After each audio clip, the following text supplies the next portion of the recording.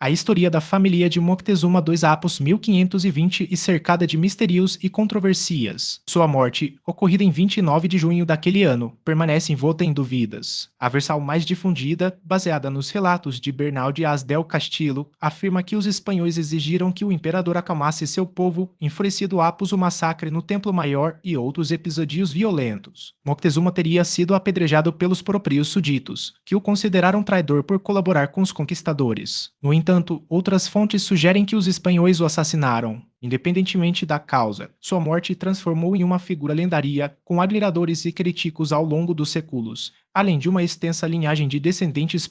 Durante mais de 3 séculos e meio, tanto a Espanha quanto o México pagaram uma pensão generosa aos herdeiros de Moctezuma II, especialmente aos descendentes de sua filha Isabel e de seu filho Pedro. Esse benefício só foi interrompido em 1934, quando o presidente Abelardo Rodrigues decidiu suspendê-lo. Atualmente, alguns de seus descendentes ainda buscam reconhecimento. Um deles chegou a se candidatar à presidência do México, enquanto outro luta para recuperar o penacho de seu ancestral, atualmente em posse da Áustria. Mas quem são, afinal, os principais herdeiros de Moctezuma II? Como suas vidas se desenrolaram ao longo dos séculos? Quais membros dessa família ainda são lembrados nos dias de hoje? Para entender melhor, e preciso voltar no tempo, conhecer as origens do imperador. Moctezuma Xocoyotzin, também chamado de Moctezuma II ou Moctezuma o Jovem, nasceu por volta de 1468, filho de Axayácatl, o oitavo Tlatoani mexica. Seu pai governou de 1469 a 1481, sucedendo seu tio e avô de Moctezuma II,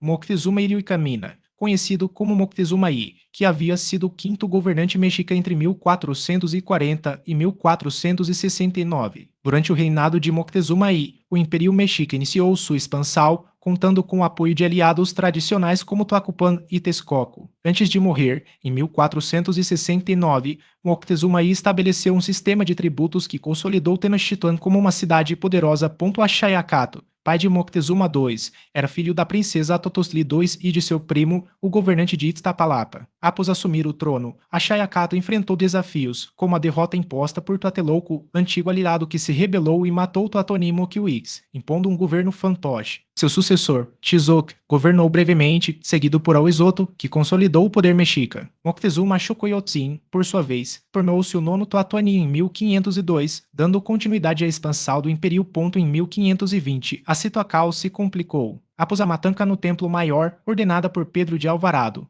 Tenochtitlan entrou em rebelião. Hernán Cortés, que havia deixado a cidade para enfrentar Panfilo de Narvaez, retornou e exigiu que Moctezuma interviesse para restaurar a ordem. O imperador, então, propôs a libertação de seu irmão Cuitlahuac para negociar com os revoltosos. No entanto, ao ser solto, Cuitlahuac liderou a resistência contra os espanhóis. Cortés, então, obrigou Moctezuma a discursar do alto de seu palácio para acalmar a multidão. Foi nesse momento que o imperador foi atingido por pedras lançadas por seus próprios súditos, morrendo dias depois. Cuitlahuac assumiu o comando da resistência e obteve uma vitória decisiva na Noite Triste, em 30 de junho de 1520. Porém, morreu de varíola em 28 de novembro do mesmo ano, sendo sucedido por Cuauhtémoc, o último Tlatoani mexica. Moctezuma II teve cerca de 19 filhos, mas apenas 4 sobreviveram à queda de Tenochtitlan. Segundo os cronistas espanhóis, o imperador mantinha um harém com centenas de mulheres, entre esposas, concubinas e amantes, e consumia grandes quantidades de chocolate para sustentar sua energia.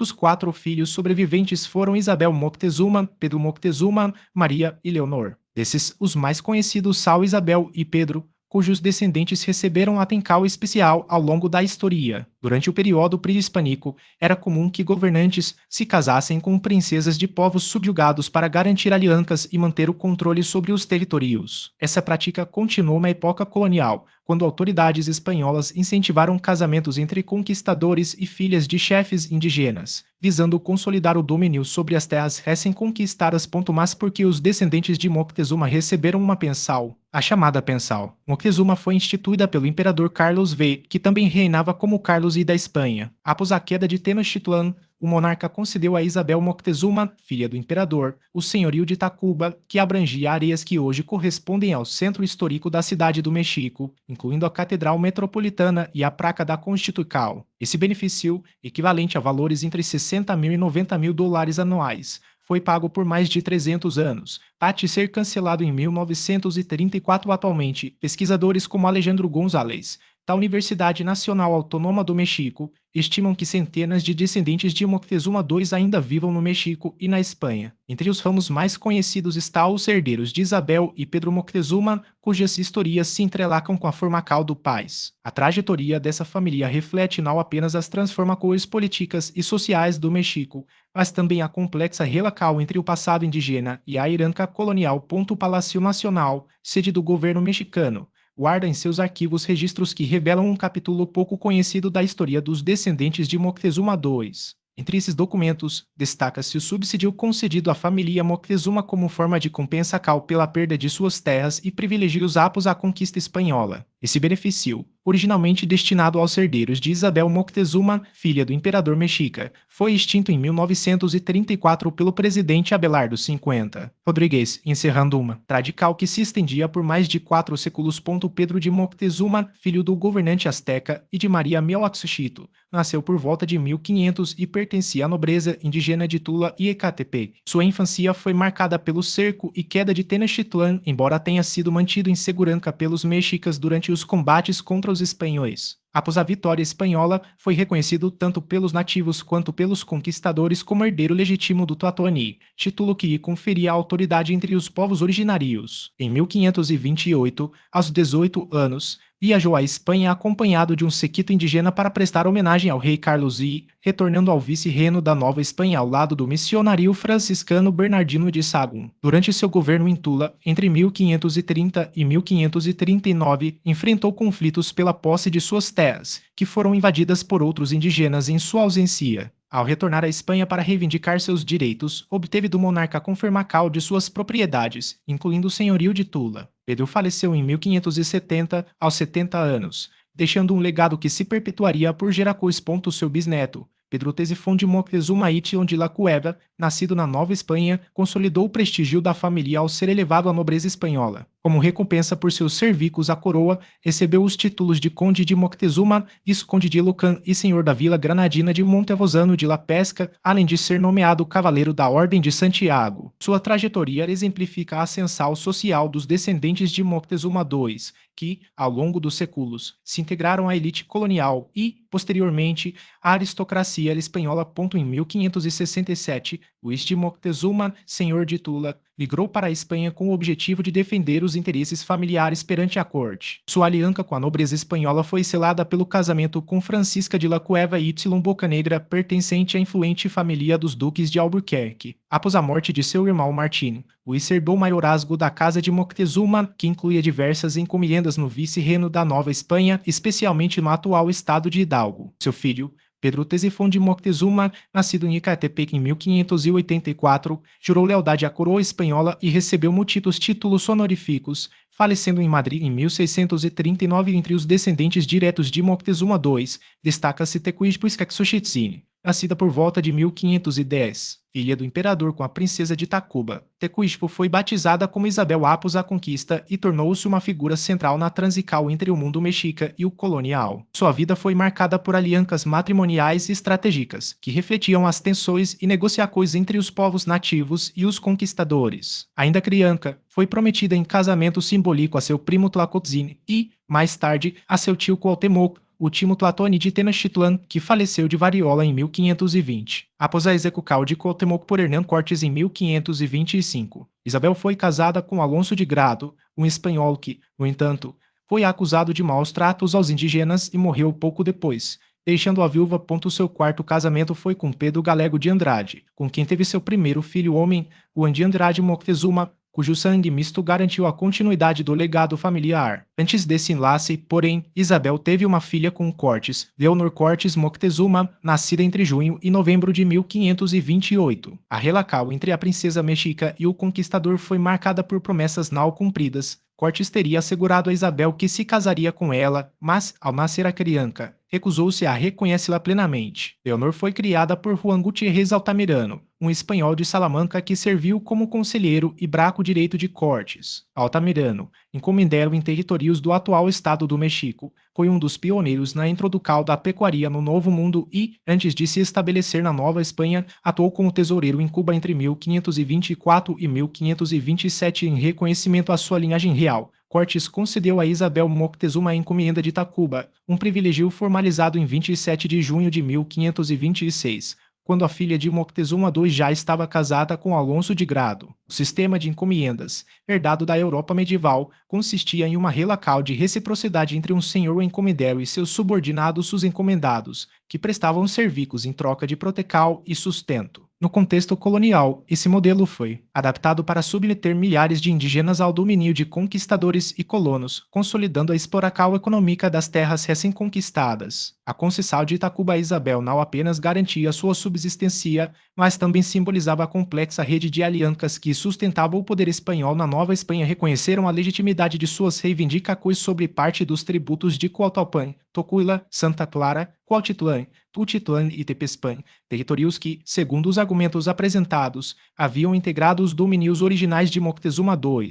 Essa decisão não apenas reforçou o poder econômico dos descendentes da nobreza mexica, mas também evidenciou a persistência de suas redes de influência, mesmo décadas após a queda de Tenochtitlan. A trajetória de Isabel Moctezuma, porém, revela as contradições de um sistema que, ao mesmo tempo em que buscaram integrar as elites indígenas ao projeto colonial, mantinha mecanismos de exclusão e controle. Após a recusa de Cortes em despojá-la, motivada tanto por questões religiosas, já que o conquistador havia se casado novamente em 1528, quanto por estratégias políticas, Isabel foi entregue em matrimônio a Pedro Galego de Andrade, um de seus subordinados. Esse arranjo, comum na época, visava assegurar a lealdade dos aliados espanhóis e, ao mesmo tempo, neutralizar possíveis ameaças representadas por herdeiros diretos do antigo Tlatoni. No entanto, a união não durou. Ao descobrir que Isabel estava grávida de Cortes, o conquistador interveio, dissolvendo o casamento e entregando a outro de seus homens de confiança, Juan Cano de Saavedra. Com Cano,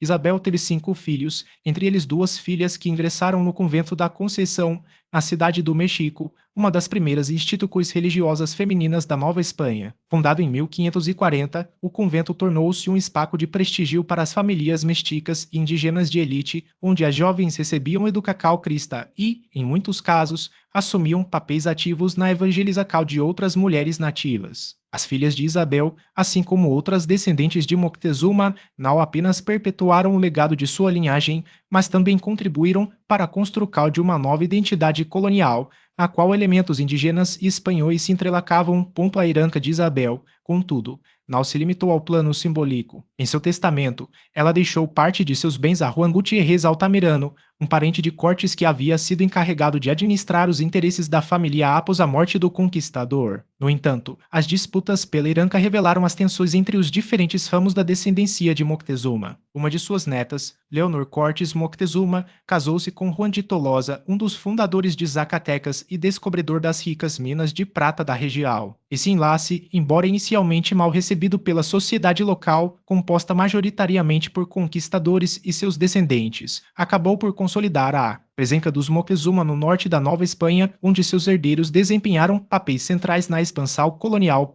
Os filhos de Leonor e Tolosa, por sua vez, seguiram trajetórias que refletiam tanto a ascensão social quanto os limites impostos pela condição mexica. Seu filho Juan tornou-se sacerdote e vigario em Zacatecas, enquanto suas filhas casaram-se com membros da elite militar e administrativa da região. Uma delas, por exemplo, uniu-se a Vicente de Zaldivar, tenente de capital-general, e outra a Cristóbal de Saldivar, fortalecendo os laços entre a família Moctezuma e as estruturas de poder locais. Já a filha de Isabel, chamada Maria ou Mariana, conforme algumas fontes, que havia sido criada sob a tutela de Cortes após a morte de seu pai, o Tlatoni Cuauhtémoc, casou-se com Cristóbal de Valderrama, um espanhol que manteve a encomenda de Tacuba até sua morte em 1537. A transmissão dessa encomenda ilustra como o sistema colonial permitia, ainda que de forma controlada, a manutenção de privilégios para as elites indígenas. A neta de Moctezuma, Leonor de Valderrama y Moctezuma, herdou o direito sobre Tacuba ao se casar com Diego Arias de Sotelo,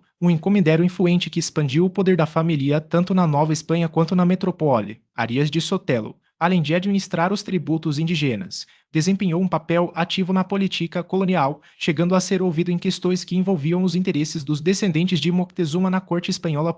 No entanto, nem todos os membros da família conseguiram preservar seu status. Em 1566, uma conspiracal liderada por Martín Cortes, filho de Hernán Cortes e da Malinche, ameaçou abalar a ordem colonial. Entre os envolvidos estava Diego Arias de Sotelo, esposo de Leonor de Valderrama, que foi acusado de participar da trama. Embora a rebelião tenha sido sufocada, as consequências para a família foram severas. Arias de Sotelo foi desterrado para a Argelia e a administração da encomenda passou para seu filho mais velho, Fernando. Este, por sua vez, enfrentou novas disputas ao reivindicar, em 1588, a metade dos tributos de territórios que, segundo ele, haviam pertencido a Moctezuma e as demandas de Fernando Arias de Sotelo não se restringiam a Tacuba. Ele argumentou que outros povoados, como Cuauhtémoc, Tocuila, Santa Clara, Cuautitlán, Tutitlán e Tepezpan, também faziam parte do patrimônio original de seu bisavô, exigindo que metade de seus rendimentos lhe fosse concedida. As autoridades vice-reinais, após analisar os documentos apresentados, reconheceram parcialmente suas reivindicações, demonstrando que, mesmo após mais de meio século da conquista, os descendentes de Moctezuma ainda conseguiam mobilizar argumentos jurídicos e históricos para manter seu prestígio e influência. As autoridades vice-reinais concederam, em tal, metade das propriedades de Catepec, Santa Clara, Coacalco e Coaxitlán à linhagem de Isabel Moctezuma. Enquanto isso, Cristóbal de Arias Sotelo, um encomendero acusado de abusos contra seus indígenas, viu-se proibido de entrar no povoado de Catepec, embora registros mostrem que a ordem só tenha sido efetivamente cumprida até 1593, quando ainda se encontrava na região. Décadas mais tarde, em 1680, os herdeiros de Moctezuma venderam a jurisdical de Catepec, um ato que refletia uma estratégia comum entre a nobreza indígena, viver com aparente modestia para evitar interferências das autoridades coloniais. No início do século XVII, Fernando Arias de Sotelo Valderrama, bisneto de Moctezuma II, viajou à Espanha acompanhado de seus dois filhos advogados, Diego e Juan, munidos de uma carta de poderes. O objetivo era obter autorização para vender a jurisdical de Catepec, uma das últimas propriedades vinculadas à antiga encomenda. A transação ocorreu em Valladolid, atual Morelia, no estado de Michoacán, em 22 de agosto de 1680. O comprador inicial foi Fernando Bocanegra, que, por sua vez, revendeu a Cristóbal de la Mota Osorio. Com isso, os descendentes de Moctezuma II abriram mão de seus direitos sobre a lendária encomenda de Catepec em uma operação posteriormente classificada como fraudulenta. Apesar da perda de territórios, a nobreza mexica manteve funções de governo mesmo após a conquista. Curiosamente, as relações entre os próprios espanhóis muitas vezes se mostraram mais conflituosas do que aquelas entre conquistadores e indígenas. A disputa por terras, encomendas e cargos administrativos era feroz, especialmente quando envolvia as propriedades mais férteis e rentáveis. Essa rivalidade se estendia aos postos na burocracia vice-reinal, onde alguns agiram com prudência, enquanto outros se deixaram levar pela cobiça, violência e irresponsabilidade, colocando em risco, inclusive, o próprio projeto colonial. A nobreza indígena, por sua vez, também enfrentou desafios semelhantes ao exercer as funções que lhe foram preservadas. A intervenção da coroa espanhola, por meio de sua audiência e tribunais, e a atuação dos missionários ajudaram a mitigar parte dessa instabilidade. Assim, o vice-reino da Nova Espanha consolidou-se como um sistema de governo que perdurou por quase 3 séculos. Um dos aspectos mais notáveis desse período foi o reconhecimento da legitimidade dos filhos de diferentes esposas, algo que a metrópole não admitia em seu próprio território. Os espanhóis, ao aceitarem essa prática, evitaram um conflito de proporções imprevisíveis, demonstrando uma flexibilidade jurídica surpreendente para a época. Esse reconhecimento não foi gratuito. A coroa e cortes perceberam que os nobres indígenas poderiam desempenhar funções essenciais, como administrar e controlar os povoados, mediar disputas entre os nativos e apoiar a evangelização, tarefas que os espanhóis consideravam onerosas ou indesejáveis. A estratégia de cristianização, aliás, seguiu um modelo vertical. Primeiro convertiam-se os caciques, que, por sua vez, pressionavam seus súditos a adotar a fé católica, mantendo assim sua autoridade tradicional. A participação ativa da nobreza indígena na administração colonial tinha uma explicação simples: os espanhóis eram poucos e os indígenas, muitos. Dominar um território tal vasto e diverso exigia um sistema de controle indireto, no qual os próprios nativos eram usados para governar, apoiar os missionários e arrecadar tributos. 5 séculos após a queda de México Tenochtitlan, os descendentes de Moctezuma II ainda despertam fascínio e controvérsias. Estima-se que existam cerca de 670 herdeiros do Tlatoani no México e 350 na Espanha, distribuídos em diversas gerações. Muitos deles carregam o sobrenome Moctezuma como símbolo de sua linhagem, enquanto outros o incorporaram a seus nomes compostos. Suas trajetórias variam entre a reivindicação histórica, como a defesa da memória de seu antepassado contra acusações de traição e demandas mais pragmáticas, como pedidos de indenizações milionárias ao governo mexicano.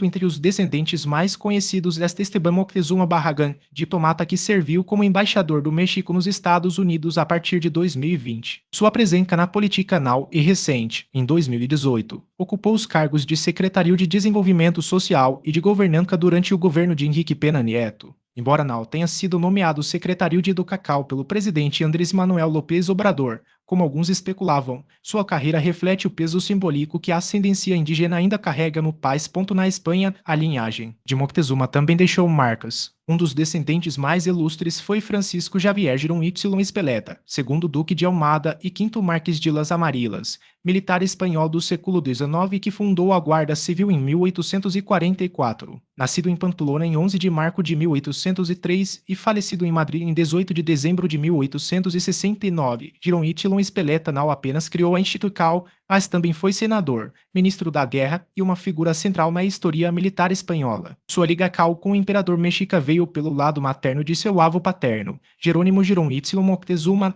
cujo sobrenome já denunciava a herança indígena. Atualmente, os descendentes de Moctezuma II seguem ativos em diferentes esferas. No México, destacam-se figuras como Pablo Moctezuma, ex-prefeito da demarcação territorial de Azcapotzalco, na cidade do México, e Pedro Moctezuma Barragán, pesquisador universitário e secretário de Água do Estado do México. Outros, como Maria de Los Angeles Moctezuma, Fernando Olivenza e Federico Acosta, pertencem à 14ª geração a partir do imperador. Muitos vivem em regiões como Xilapa, no estado de Guerreiro, onde o sobrenome Moctezuma ainda é sinônimo de prestígio e memória histórica.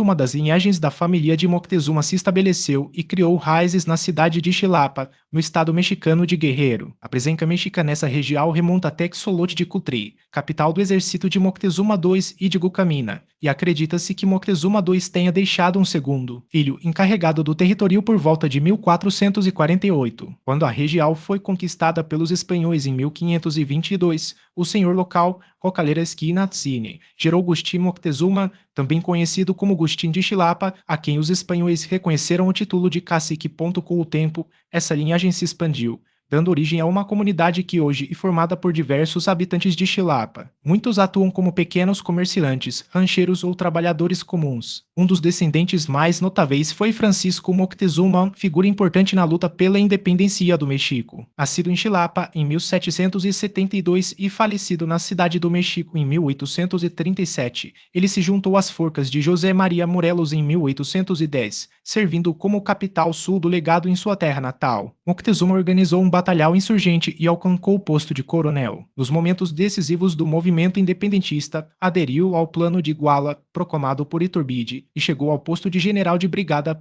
Ao longo de sua carreira, atuou como deputado constituinte, magistrado do Tribunal de Guerra e Marinha, além de ocupar o cargo de comandante-geral dos estados de Jalisco, México, Michoacán, Iguala e Guanajuato. Sua trajetória culminou como secretário de Guerra e Marinha entre dezembro de 1828 e janeiro de 1830. Outro descendente, Francisco Moctezuma, também contribuiu para a independência do México em 1821, reforçando o legado de resistência e liderança da família na região. Um dos símbolos mais controversos associados a Moctezuma II e o chamado penacho de Moctezuma, uma peca adornada com plumas de quetzal que, segundo a tradição, teria sido presenteada pelo imperador Hernán Cortés. O conquistador espanhol, por sua vez, o teria enviado ao imperador Carlos V, integrando-se às joias da Casa de Habsburgo. Hoje, a peca está sob a guarda do Museu de Etnologia de Viena, na Áustria. Desde o século XX, o México reivindica a repatriação do penacho, argumentando que se trata de um patrimônio cultural nacional.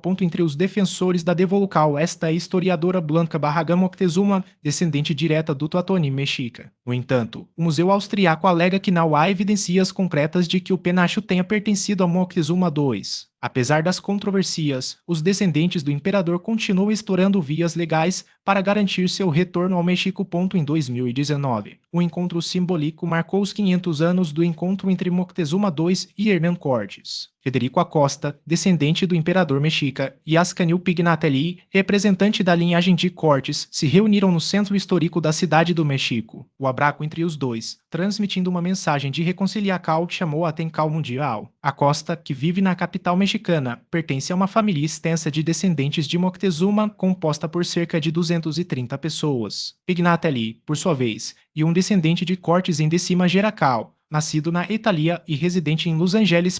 Durante o evento, Pignatelli declarou, em nome pessoal e possivelmente de sua família, peço desculpas sinceras por qualquer dano ou sofrimento que, nesses 500 anos, tenham sido causados. A fala refletiu um gesto de reflexão histórica, ainda que simbólico, sobre as consequências da conquista. No cenário político contemporâneo, a figura de Moctezuma também ganhou destaque. Em 2024, Puriel Moctezuma Romero, um descendente direto do imperador, apresentou sua candidatura à presidência da República pelo movimento Tenochtitlan, que busca resgatar as raízes pré-hispânicas do México. Embora sua candidatura tenha sido rejeitada pelo Instituto Nacional Eleitoral INE, Romero se define como um continuador da Tenochtitlan, uma corrente que defende o fortalecimento dos direitos indígenas, o porte livre de armas e a legalização de substâncias psicoativas consideradas leves. Desde 2012, ele administra a página Tenochtitlan Casa Moctezuma, onde promove essas ideias. Sua proposta, embora controversa, reflete o desejo de reconectar o México com seu passado indígena, ainda que de forma adaptada aos desafios do século XX e além dos descendentes que mantêm vínculos diretos com a história mexicana. Há também aqueles que carregam o legado de Moctezuma em títulos nobiliárquicos europeus. A duquesa de Moctezuma, Joana José Maria de Teruel Moctezuma, atualmente ostenta o título de Duquesa de Moctezuma de Tultengo, concedido pela Rainha Isabel II da Espanha em 1865. Sua filha, Sofia Maria de Teruel Moctezuma, de 43 anos em 2025, e é a herdeira do título. Em entrevistas, a duquesa afirmou que sua família preserva traços físicos semelhantes aos do imperador, reforçando a ideia de uma conexão genética e histórica ininterrupta. Outra figura relevante é Maria del Carmen Enríquez de Luna y del Mazo, espanhola nascida em Granada, na Andaluzia, que detém o título de 12ª Condessa de Miravalle. Segundo monarquistas mexicanos, ela seria a legítima herdeira dos direitos dinásticos do extinto Império Mexicano. Em declarações, a condessa afirmou que sua motivação não é financeira, mas sim o reconhecimento de um legado histórico. Não buscamos vantagens materiais, mas o direito de sermos reconhecidos como depositários legítimos da vontade de nossos antepassados, de seu sangue e de sua linhagem, da qual fomos privados de forma unilateral e antidemocrática. Nunca renunciamos a esse direito, nem renunciaremos. Apesar da importância simbólica do sobrenome Moctezuma, estima-se que 99% dos descendentes autênticos do imperador não o carreguem. Ao longo dos séculos, muitas linhagens foram transmitidas pela linha materna,